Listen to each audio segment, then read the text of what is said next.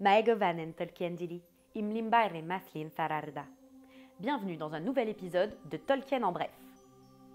Aujourd'hui, nous allons commencer par le commencement. En bref, la création du monde et de l'univers tout entier, rien que ça. Il s'agit du premier chapitre du livre du Silmarillion qui porte le doux nom d'Ainu Lindale. Répétez après moi, Ainu Lindale. Ouais, c'est pas faux. Ce qui signifie littéralement la musique des Ainur. Vous êtes prêts? Alors, accrochez-vous, c'est parti!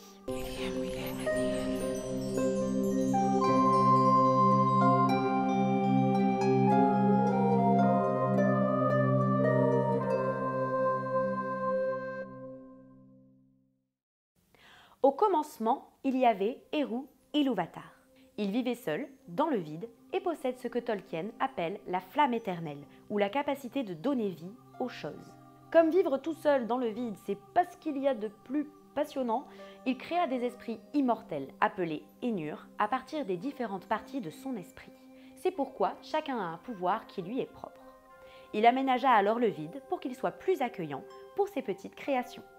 Les Ainur chantaient pour le plaisir d'Eru Ilúvatar, et un jour, il les rassembla tous et leur chanta un thème musical magnifique qui les éblouit totalement. Il leur demanda alors de le chanter tous ensemble, et que chacun utilise ses dons propres pour l'améliorer. Cette musique grandiose se répandit partout et le vide fut rempli de musique. Mais, car oui, il y a toujours un mais. Un des Ainur, le plus puissant de tous, a commencé à faire son malin. Son petit nom, Melkor. Retenez bien ce nom parce qu'on n'a pas fini d'en parler. Donc Melkor a commencé à n'en faire qu'à sa tête et à vouloir créer des mélodies qui n'allaient absolument pas avec le thème d'Ilúvatar. Il espérait ainsi augmenter la puissance de sa propre partie. Vous imaginez donc bien que la musique fut de plus en plus discordante. Il perturba les gars tout autour, certains essayaient de tenir le premier thème, tandis que d'autres encore finissaient par rejoindre celui de Melkor, donnant un terrible affrontement de mélodies. Ça devait donner à peu près ça. Ilúvatar, par contre, n'a pas vraiment apprécié cette cacophonie. Il s'est levé et chanta un deuxième thème pour rallier tous les chants. Mais Melkor n'a pas apprécié non plus, donc il a continué à chanter de son côté, donnant lieu à une grande bataille sonore entre lui et Eru Ilúvatar. Elle fut si violente que la plupart des autres Ainur cessèrent de chanter. Ilúvatar se leva à nouveau. Là, il était plus pajoise que surpris. Il chanta donc un troisième thème, d'une grande douceur et d'une profonde puissance, qu'il opposa aux mélodies tapageuses de Melkor. Ce dernier, essayant encore, pas chiant le gars, de dominer le tout. Mais à chaque fois qu'il rajoutait quelque chose, Eru le mêlait à son propre thème pour en faire un chant harmonieux. Cependant, Eru Ilúvatar se mit carrément en colère. Il se leva une dernière fois et acheva la musique dans un accord puissant. Il regarda tous les Ainur et leur dit qu'il allait leur montrer ce que leur musique avait donné. Et que même Melkor avait participé à sa beauté, car tous les chants prennent leur source dans l'esprit même d'Ilúvatar. Là, Melkor, il a un peu honte quand même, mais il garde sa rage à l'intérieur.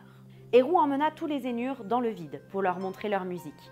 Ils eurent alors une vision, et ils acquirent ainsi la vue en plus de l'ouïe au passage, où ils virent le monde naître devant leurs yeux.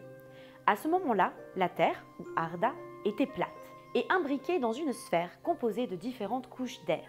Et le temps se mit à se dérouler devant eux.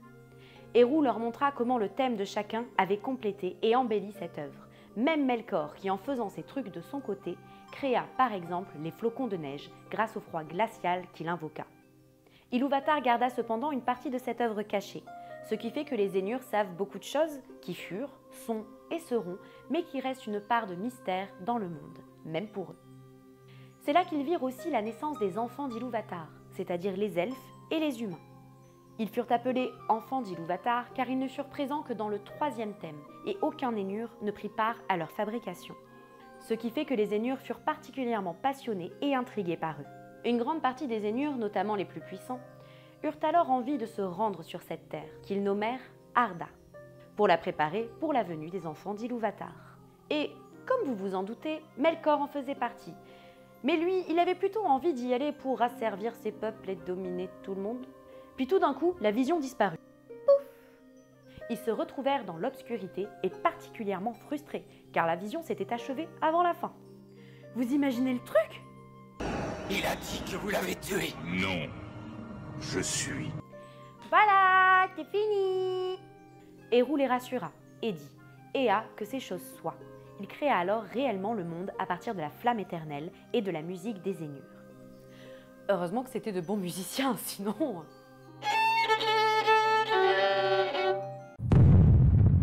Il autorisa les Zénures qui le souhaitaient à pénétrer dans ce monde. Mais s'ils faisaient ce choix, leur pouvoir serait alors limité à Arda et leur destin y serait lié jusqu'à la fin des temps.